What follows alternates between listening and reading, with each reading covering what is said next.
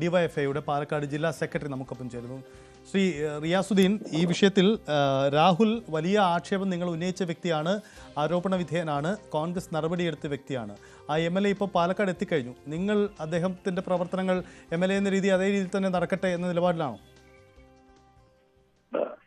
അല്ല, രാഹുലുമായിട്ട് ഉയർന്നു വന്ന ആരോപണങ്ങളെ ഈ നിമിഷം വരെ നിഷേധിക്കാനോ തള്ളിപ്പറയാനോ രാഹുൽ തയ്യാറായിട്ടില്ല എന്ന് മാത്രമല്ല, അതുമായി ബന്ധപ്പെട്ട് ക്രൈംബ്രാഞ്ച് നേതൃത്വത്തിൽ വലിയ അന്വേഷണം മുന്നോട്ട് പോയിക്കൊണ്ടിരിക്കുകയാണ്.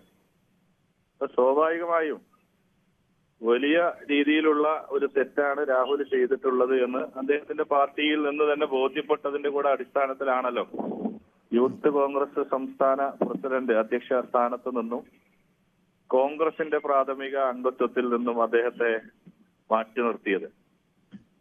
അതുമായി ബന്ധപ്പെട്ട് കോൺഗ്രസ് എടുത്ത നിലപാടിൽ ഒട്ടും ആത്മാർത്ഥത കോൺഗ്രസ് കാണിക്കുന്നില്ല എന്നാണ് കഴിഞ്ഞ ദിവസങ്ങളിലെ ചില ഒരു പറ്റം നേതാക്കളുടെ പ്രതികരണവും മറ്റുമായി പുറത്തു വന്നുകൊണ്ടിരിക്കുന്നത്.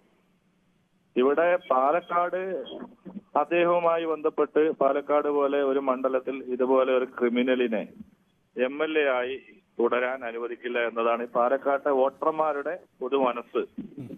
അതിനെയും വെല്ലുവിളിച്ചുകൊണ്ട് മണ്ഡലത്തിൽ സജീവമാവാനാണ് തീരുമാനമെങ്കിൽ വലിയ പ്രതിഷേധങ്ങൾ ഉയർന്നു വരും. സ്വാഭാവികമായിട്ടുമുള്ള പ്രതിഷേധങ്ങൾ ഉയർന്നു വരും.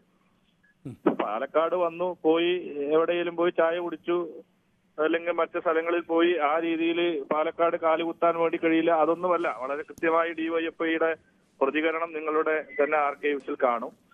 പൊതുപരിപാടികളിൽ ഒരു MLA എന്ന നിലയ്ക്ക് അദ്ദേഹത്തെ പങ്കെടുപ്പിക്കില്ല, അല്ലെങ്കിൽ പങ്കെടുക്കുമ്പോൾ വലിയ പ്രതിഷേധം പാലക്കാട് ഉയർന്നു വരും.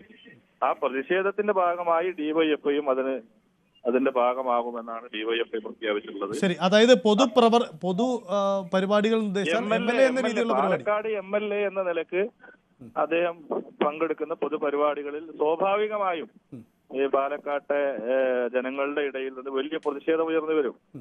ആ പ്രതിഷേധങ്ങളിൽ ഡിവൈഎഫ്ഐയും അതിന് നേതൃത്വമായിട്ടുണ്ടാവും എന്നാണ് നമ്മൾ അന്നും വളരെ കൃത്യമായി പറഞ്ഞിട്ടുള്ളത്. ശരി, അത് അല്ലാതെ അദ്ദേഹത്തിന്റെ സ്വകാര്യമായ വ്യക്തിപരമായ മറ്റു കാര്യങ്ങളിൽ ആ രീതിയിൽ നമ്മൾ അന്നും പറഞ്ഞിട്ടില്ല. MLA എന്ന നിലക്ക് മുന്നോട്ട് പോകുമ്പോൾ പൊതുപരിപാടിയിൽ പങ്കെടുക്കുമ്പോൾ വലിയ പ്രതിഷേധങ്ങൾ ഉയർന്നു. ശരി, താങ്കൾ ദയവായും തുടരുക. C. കൃഷ്ണകുമാർ, BJP